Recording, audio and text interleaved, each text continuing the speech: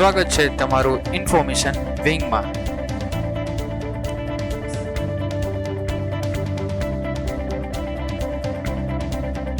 તો ગુજરાત પોલીસ ભરતી બોર્ડ દ્વારા છે એ ભરતીની એક જાહેરાત આવેલી છે। ગુજરાત પોલીસ વર્ગ 3ની અંદર ભરતી આવેલી છે, જેમાં છે બિન હથિયારી પોલીસ કોન્સ્ટેબલ, હથિયારી પોલીસ કોન્સ્ટેબલ અને હથિયારી પોલીસ કોન્સ્ટેબલ SRP, જેલ સિપાઈ।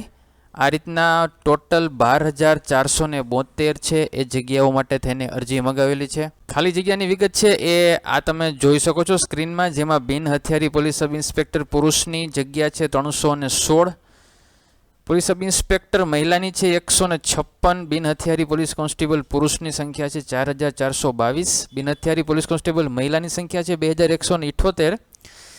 ત્યારબાદ હથિયારી પોલીસ કોન્સ્ટેબલ પુરુષની અંદર છે 2,212 જગ્યા અને હથિયારી પોલીસ કોન્સ્ટેબલ મહિલાની છે 1,090 જગ્યા।